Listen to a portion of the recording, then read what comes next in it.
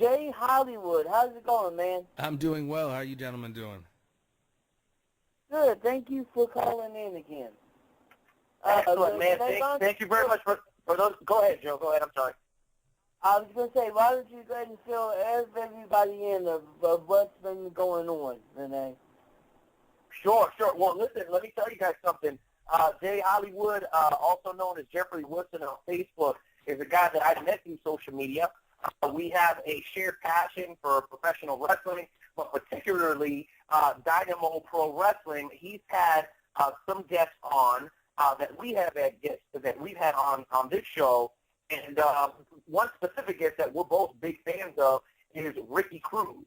Ricky Cruz has been on your show. Ricky Cruz has been on our show. And through that interview with Ricky Cruz is kind of how you found out about Wrestle Talk. And since then, we've had a great working relationship. And I respect what you do. I know you do more than just professional wrestling. I know you do some MMA stuff. You're just an overall entertainer, and I think you're very, very good at it. But the reason that we wanted to bring you on as a special guest today is because you were able to line up an interview with a very, very special and hard-to-reach individual. And when you told me that you were lining this person up, I basically was kind of speechless because I myself am a guy who's relatively new, maybe 3 or 4 years back into the wrestling business after being away from it for so very, very long. But even somebody like me, I consider myself a novice in many ways. I heard the name Bruiser Brody before. And to Sonny Mayo's point, a lot of people say there are some things about wrestling that are kayfabe, and there are some things that are very, very real. And the story of Bruiser Brody is a story that is very, very real, and you were fortunate enough to interview his widow, his wife, his number one, the person he slept with, the person that he lived a majority of his life with. So we want to hear from you, Jeff, a.k.a. Jeff Hollywood, how that experience was to interview her and what some of the things that you took away from that interview were. We are dying to hear it from you, sir. Now, I will ask, before you even go into that, a lot of people don't know about Bruiser Brody, like me. I've heard things here and there, so maybe can you give us a little history on Bruiser and then go into the story of the interview with his widow? Well, yeah, it's very subjective. Like, everyone's kind of, when they caught up with wrestling is very different. Some people are, like, very hardcore, old-school WWF, and then on from there. Me personally, as a 42-year-old young gentleman, I grew up with, all of the old-school territories. You pretty much name it. So, your Georgia, your WCW, your World Class. That was pretty much, and then Brody was, very, very prominent throughout all of that. If you watch any of the old tapes, Ric Flair and him here at the Keel, old school stuff, Sam Muchnick, the old Wrestling at the Chase, etc. I don't know if that answered your question as far as who Bruiser Brody was in my association with him, but to get his wife on, or his widow, apologies, but it wasn't really, I know a few people, Ricky Cruz and another gentleman, Herb Simmons, and just kind of the small network that is the wrestling pool here in St. Louis in particular. It's kind of, I don't know, there's no real, I didn't necessarily do anything. I just kind of knew the right people and asked the right questions, and apparently was cool enough for them to be like, all right, let me give you this number, let me get a hold of you. And I got a hold of her directly on the old face space here, and she's kind of followed my work, etc. So she was really kind of receptive. It really didn't take that much, but the interview itself, man, I have to say, it was, we set the time, and I really had to get my own mind kind of right and chill, and just because it was very, very humbling, but also I had some, anxiety about interviewing Bruiser Brody's widow, not just to talk about him, Frank Goodish, but also what she's up to, and that's really what we got into. And honestly, that's kind of what I wanted to get into. Like, how did you meet Frank? If you listen to the interview, I host a podcast. It's called ItsMeSpkn2U. It's a variety. I interview a variety of guests discussing a variety of subjects, as you said, MMA. There's a lot of other things I have guests on about, but in particular, Barbara. I really wanted to know how she got to know Frank, and it was very interesting. She was very forthright, and it was so cool how kind of exposed she was, and really kind of told the story of how she got to know him, and his story in professional wrestling. There was kind of a lot to it. It was about an hour, man. We kind of went on for an hour, which was even cooler because I expected it to, for her to be kind of in and out, but she was she really chatted with me for a bit. Nice. That is awesome, and I know that when we do interviews here on the show, and you're a guy that has your own show, you're trying to cram in so much stuff into a show. Yeah. But when you actually have the opportunity to sit down with somebody and really get to know them as a person, and you hit the record button, after a little while, you kind of forget that you're recording for a show. And I'm sure that experience must have been really wonderful and one of a kind for you, because I'm sure she doesn't just go around doing these interviews all the time. I'm curious to know, what were some of the things that she told you about her relationship with him, and some of the things that maybe she's doing on since him passing away back in 1988? It was really, it wasn't, she just kind of got to know Bruiser. She didn't really know anything about wrestling. She was from Australia. She met him in like late 70s when, Bruiser was over there, and, they kind of developed an interesting relationship where it wasn't really, it was really platonic. Like, it was really kind of professional. There wasn't really anything going on, and then kind of there was a certain relationship that was forged. And when he came back to the United States, he was like, you know what? You can come with me, kind of threw some money on the table, and it was one of them opportunities that you really can't pass up. And, she came over here, and it was just interesting. She kind of described the different relationships he had with, different promoters, how he really enjoyed going to Japan. It was, there were, like I said, there was so much to it, man. And she was, honestly, you can't really talk about Bruiser Brody without unfortunately talking about his unfortunate passing. And I didn't want it to necessarily, I didn't want it to be all sensationalized about that. And of course, I've read and heard and shoot interviews, et cetera, et cetera. So I just asked her, like, what happened in Puerto Rico? And, she just was really kind of forthright. As we all, I don't know, I guess we all don't know, he was unfortunately killed and, under dubious circumstances, and the guy who wound up doing it wound up getting off. And I tell you what, man, this beautiful woman has such a zen perspective on it, because not just was her husband killed, and that being really bad in itself, the fact that the particular political system with Carlos Colon and the area down in Puerto Rico at the time, and that particular gentleman who did the killing, he got off, and that was just really beyond a miscarriage of justice, which really compounds the death, right? So I kind of asked her, I'm like, because I don't know if you guys have heard Heroes of World Class. It's a great interview, or a great documentary done by Brian Harrison. It really chronicles greatly the world class area. And Kevin Von Erich particularly said, he was talking about loss, and people asked him, particularly after 9/11, about loss, as if he was an expert, and he just pretty much was saying it doesn't get better after time. It's almost like David Von Erich died yesterday, and that's what I kind of asked her, getting over it, like how is it? Is it like Bruiser died yesterday? And it was so great to hear, Rose. She was so zen about it. Yesterday was yesterday, today is today, tomorrow's a mystery. It was great to hear, because people can oftentimes get caught up in their tale of woe, especially under that circumstances. People can fold under their loved one dying in that alone, but a loved one dying under dubious circumstances and no justice served, there was so many layers to get bitter about, you know what I mean? And she didn't. She was really cool, man. She was really cool. Wow, that's incredible. What an awesome experience, and what a wonderful thing to hear that even though after a tragic, unfortunate death like the one that happened to Frank, she's able to move on and still, be forthright with sharing that information with someone such as yourself that she probably never talked to before. I want to go ahead and pass the microphone over to Joe Lance. I know he's a big Bruiser Brody fan from back in the day. He's one of those old school fans that's been a fan probably since he was 3 years old, Nice. like you were describing before. So I want to give Joe an opportunity to ask you some questions because I know he has a few. So why don't you go ahead and take the podium and let's ask our friend Jeff here to see if he'll share any insight or be able to answer any questions that you might have for him. Okay. Have you ever watched any of the Bruiser Brody matches, and what was your favorite match?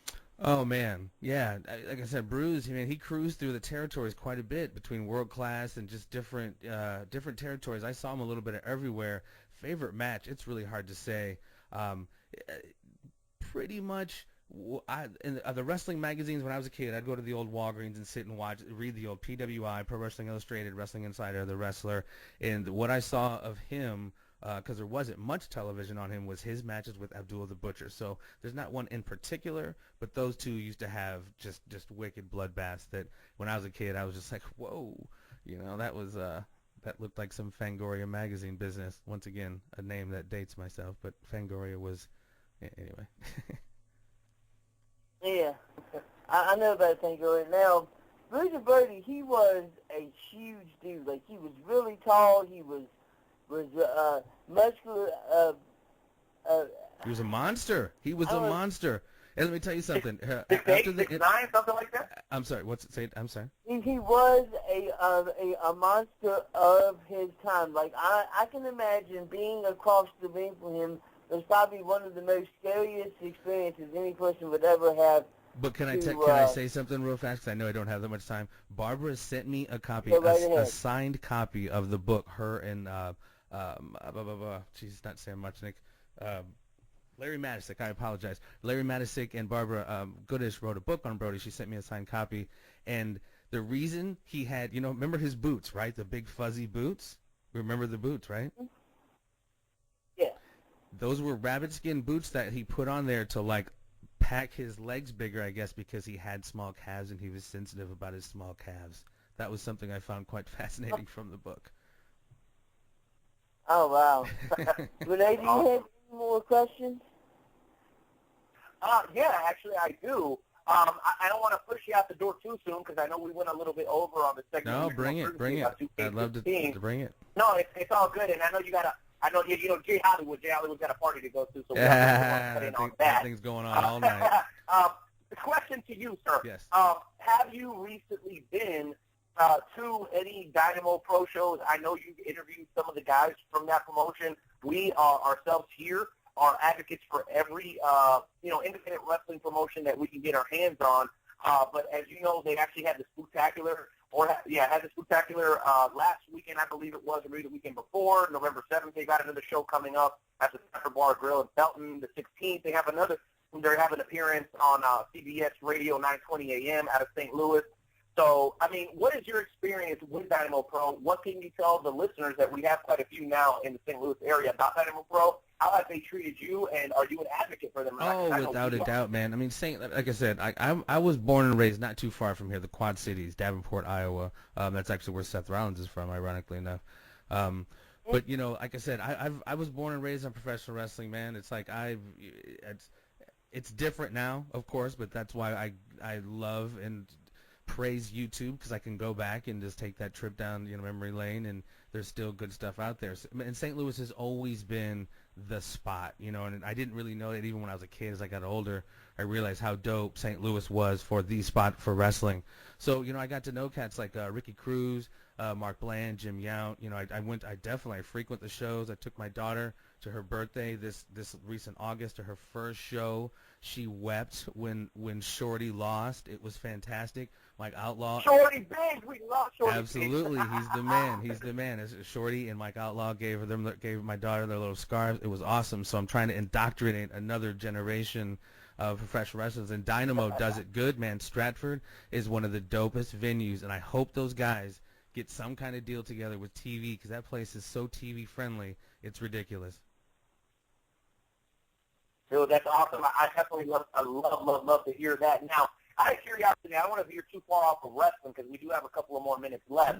What is it outside of the wrestling world that you do? I know you have a dream interview with MMA, and I know there's a lot of our listeners who are also MMA fans. I want you to tell everybody how high you're reaching, because you're one of those guys that shoots for the stars. That's why I have so much respect for you, and that's why I like having this work relationship with you, and we're becoming friends slowly but surely. Sure. Can you tell everybody who it is that you're dying to interview and why in the MMA world? Well, like you said, where I come from, like I said, I spent several years in the TV production business. I graduated from Columbia College in Chicago. I spent several years, like I said, behind the camera. I've been an actor in SAG for about 10 years. In front of the camera, I do voiceover stuff. Oddly enough, I even done some hand modeling. I had a hand, for lack of a better term, I had a hand job that aired during the Super Bowl. That aired during the Super Bowl. Don't like that. Joe's digging that. That aired during the Super Bowl a couple years ago. And yeah, man, I just trying to have be a jack of all trades, man. Have as many stakes in the fire as possible. Like I said, I got my podcast going on now. I'm like 13, 14 episodes deep. I've got photojournalists, CBS TV producers, UFC Hall of Famers, Ricky Cruz. Like I said, I'm just trying to switch it up, man. Stephen Wonderboy Thompson was on last week. That guy's ranked number 8 in the welterweight division in the UFC. Like I said, I do shoot big, my friend. People say like, how you getting these big guests on? I'm like, what are you talking about? You just do it. You know what I mean? This whole like defeatist attitude of I can't do it, you've lost already. You know what I mean? So I do try to go big. Totally agree. Yeah, because I came onto the show and Joe's like, man, how do you keep booking these people? I'm like, bro, I talk. That's what I do. It's kind of the only talent that I have. And I'm not even so sure I do it well. I just know that I keep talking until someone smiles or gives me the thumbs up. So I'm curious, just so we can get an answer to the question that I posed, who is it that you're looking to book? Oh, I'm sorry. Yeah. Conor McGregor, man. I'm trying to smash on. I'm trying to get that, man. I've been told there's no chance because he's locked in with his Fox contract and supposedly just him and Ari Hawani and Fox Sports. But you know what I mean? There's no such thing as impossible. That's ridiculous. I mean, it'll be difficult, and if it doesn't happen, it doesn't happen. But I'm definitely trying to shoot for that because that cat right there. I've always been a fan of combat sports and MMA as well, and he has taken an element of what I've always loved, the promo style of professional wrestling, and turned that into monster dollars because those guys' windows are very short. And we've seen in the origins of UFC and MMA, those guys fought and retired broke and are now in not good conditions, man. If you're going to be in that window and you're going to be a banger like that, you need to maximize that. And he's doing that with his promo style. You know what I mean? He's just changing the game, and I dig him for it. You know what I mean? And he's backing it up, so you can't hate on that. Absolutely, Joe. So I'll give you the podium one more time. Do you have any other questions for our friend Jeff Wilson, a.k.a. Jeff Hollywood, before we let him plug his ass off? If somebody wanted to look up your podcast, where would they be able to find any of your podcasts? Right now, like I said, I wanted to build a little bit before I jumped on the whole iTunes. People are like, why are you just not doing iTunes, man? I want to make my things, as polished as possible. Get a few cards in the deck before I throw it out there like that. It's called ItsMeSpkn2U. It's spelled the name. It's me, the word SPKN, the number 2, U, the letter U. You could find that on YouTube. You could find that I'm on Instagram, but those pretty much just link you to my YouTube page. It's called It's Me Speaking to You. It's a dope show, man, and I got so much other cool stuff lined up that I can't really talk about right now, but next week's going to be killer. I appreciate you guys, man, bringing me on, man, because I'm all about, like, spreading this St. Louis wrestling love, man. St. Louis, like I said, has always been the spot, and you guys have been smashing it, man. You guys had the Dynamo folks on last week. Continued success, guys. Or if you want to check me out, Jeffery Wilson. My thing's on Twitter too. It's me speaking to you on Twitter. Jeffery Wilson at Jeffery Wilson on Twitter. Or I don't know what the hell my Twitter is for Jeffery Wilson, but it's all links together. Once you go to one, you can usually find another. They're all there. Great. Well, let me ask you one question as you step out the door here. Sure, brother. How do you feel? Because I know we had a little bit of conversation about Dynamo Pro, and again, those guys have got shows coming up on the 7th. They've got one on the 16th, an appearance on CBS Radio 920 AM, www.InsideSTL.com. You guys can text and call. Used to work for InsideSTL.com. Much love for Tim McKernan. I worked for that cat in the infant stages of InsideSTL.com, and they just celebrated their 10-year anniversary. Absolutely. And then obviously November 21st, they're going to be in all of River, Illinois. Hey, listen, guys, it's not really that hard. DynamoPro.com. That's where you get all your dates, and I'll give the rest of the dates later on the show. Yes, but here's my question. Mike Outlaw, who you mentioned previously, Dirty Get Dirty, who's been in Atlanta, he's all over the place. He actually made his way over to the Kansas City area a couple of weeks ago and was a part of the Metro Pro Show. Can you tell us what your thoughts are? As much as you love St. Louis, do you like to see your guys move outside the St. Louis area, or maybe are you a little selfish, like some of us wrestlers are like, hey, I want my guy to stay with me. I don't want him going too far. No.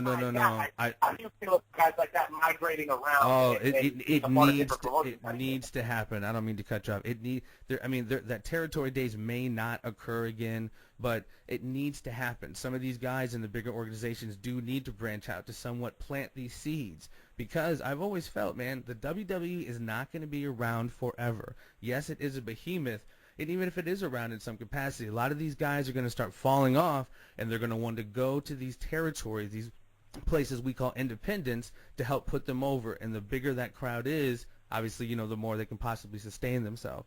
So if these bigger guys start branching out like they are, it could, you know, 5-10 years down the line work, you know, in the independent guys' favor. So they're not just having to go to WWE developmental to try to get put on again. There could be some money elsewhere.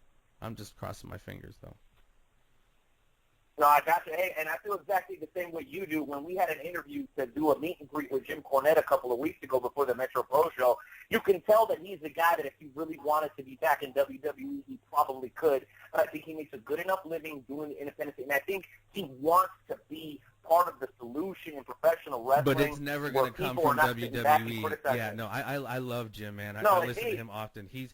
And that's why I think that's why he's doing what he's doing, because he wants to make sure he still keeps his finger on the pulse of the true wrestling fan, the independent wrestling fan, just like all of us sitting here right now having a conversation. It is going to be hard to put the genie back in the bottle, you know what I mean? But at the same time, you know what I mean? There is a certain level you can still suspend disbelief, especially with MMA out there. You could start blending moves, and you know what I mean. There's ways to, you know, the marks don't dictate the story, man. That you know what I mean. I don't know. Not that I can write some wrestling or anything, but there can still be some wrestling done. Totally agree. Okay, so give us the info. And drop us the info one more time before you go, man. We love having you on. We can't wait to see and maybe hear the interview that you did. Obviously, we'll have to wait for that to come out and for you to polish that off and have it ready for people to listen to. With Barbara Goodish? Go ahead and drop the info on us one more time. With Bruiser Brody's wife? Yeah. Oh, that's already up, man. That's on my. I have that stuff up within like an hour or so before I do it. It's a very fluid conversation, not much editing. So you can go to ItsMeSpkn2U on YouTube. Like I say, it's spelled It's Me, SPKN, the number 2, the letter U. You can find that on Instagram. You can find that on YouTube. You can find that on Facebook. You can find that on Twitter. You can find Jeffery Wilson. Like I said, I'm a SAG actor. I was on Burn Notice, Super Bowl. You know, I'm trying to do big stuff just like you gentlemen. You know what I mean? Keep it going. Indeed. Indeed. Well, we wish you all the best, and you, sir, are welcome back to the show anytime that you would like. We're usually on Tuesdays, as you know, 7 to 9 Central Time. Thank you very much, Jeff J. Hollywood. We can't wait to hear from you again, my friend. Absolutely. Take it easy, and I will and God bless I'll be you. more than happy to return the favor and have you guys on my show as well. You guys are doing cool stuff. Definitely, man. Thank you very much. All right. Peace, gentlemen. Thank you.